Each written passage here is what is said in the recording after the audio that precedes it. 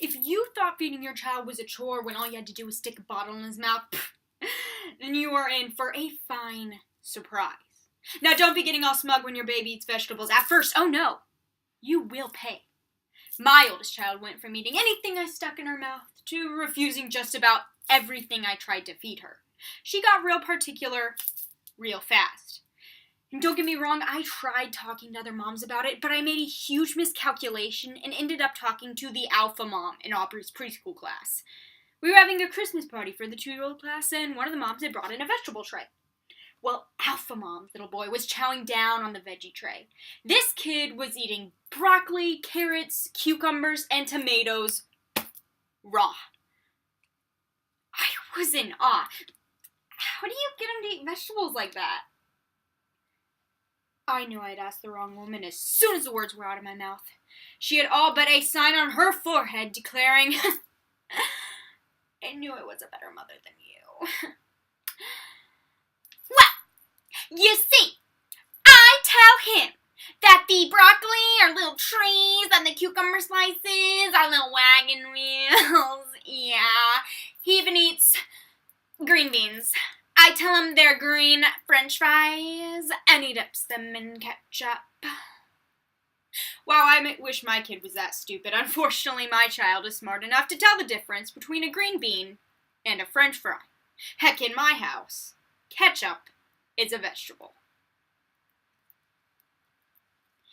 I asked my mother what her favorite thing about motherhood was, and she said coaching our elementary school soccer teams, going to our first middle school band concerts, and reading through our rough draft high school debate cases. Upon her description, I decided that motherhood sucks. And yet my mother still decides to care for me and my sister each day, even after we've tried to convince her that ketchup is a vegetable. By Robin O'Brien. Faux cussing. I'll admit it, I love to cuss. I love it, and I always have. But once I had a baby, it just did not feel right letting those 4-letter words fly like they used to. So I began what I like to refer to as faux cussing. Freakin' was my personal favorite until I heard it come out of my child's mouth. I explained to Aubrey that freakin' wasn't necessarily a bad word, but it wasn't very nice either. So Aubrey and I made the first of many pacts. I would help her try not to say freakin', and she would help me. It was a lot harder than it sounds, okay? We were leaving Sonic after a quick lunch one afternoon when Aubrey said, "Man, that corn dog was so freaking good!" She was right. It was freaking amazing. I didn't want to correct her, but I also didn't want her telling her Sunday school teacher that Jesus was freaking awesome. So I reminded her of our pact and that freaking's just not a nice word. "Sorry, Mama, I won't say it again." So we both did pretty well for a while, only having to remind each other occasionally.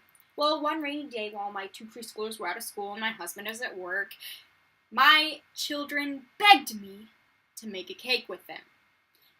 Thus began a lengthy monologue that went something like this. "Emma, stop picking your nose. Wipe your nose on the tissue.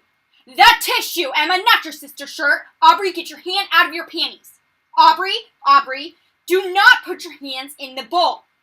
Put the hand sanitizer on your hands, Aubrey. Aubrey, do not put the hand sanitizer in the bowl.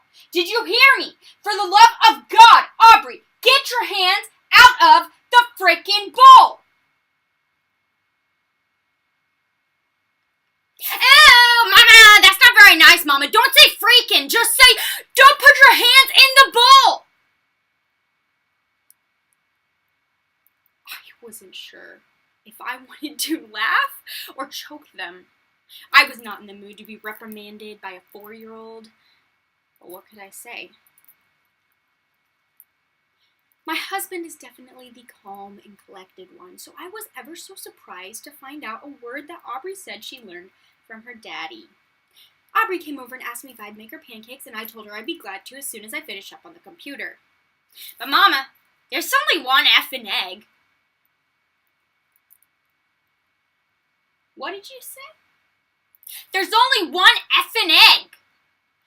This could not be. Where could she have heard this language? "Aubrey, what did you say?" "Daddy was gonna make pancakes this morning, but he said that there's only one effing egg." Nice. I called Zeb and asked, Was there only one effing egg? He paused. There was only one effing egg. Lovely. The bottom line is this. If you don't want to hear your toddler say it, you best keep your lip and your attitude to yourself. Because you can rest assured, the one time you let it slip out of your lips, your child will hear it and save it for a special occasion. Probably vacation Bible school or a PTA meeting.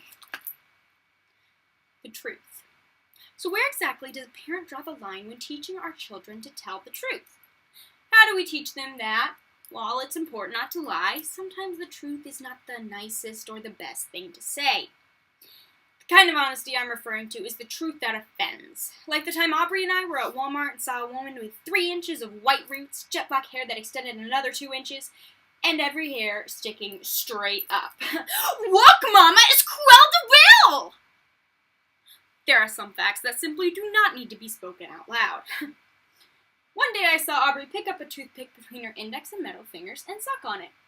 She took the toothpick out of her mouth, and while it dangled between her fingers, she puckered up her lips and blew out a stream of imaginary smoke. Aubrey, what are you doing? It's okay, Mom. I'm just smoking. No, it is not okay. Smoking. Aubrey, smoking is nasty and disgusting, and it will make you very, very sick. Do you understand? I understand, Mama. So the very next day, we were playing in our front yard when one of our precious neighbors wandered over for a visit with a cigarette in her hand. My mom said smoking is nasty and disgusting, and you need to stop. I was mortified.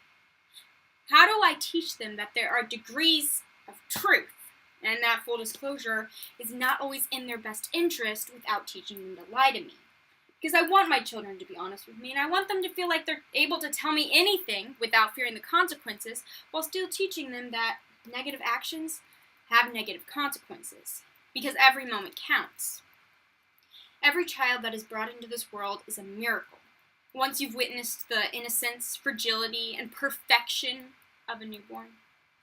When you've held your own child's helpless body, seen her open her mouth trusting that someone will feed her because without you, she cannot survive. Every child that is born fills me full of hope. Hope that this world is not the horrible place depicted on the evening news. Hope that if something so perfect can even exist, then there has to be good to be found in the world. Every child is another opportunity for us to get things right, to raise our children with respect for people. And every day brings another opportunity for us to love our children, to laugh with them, cry with them, and just watch them grow. And you know what? If I had my time again, I'd do it all the same.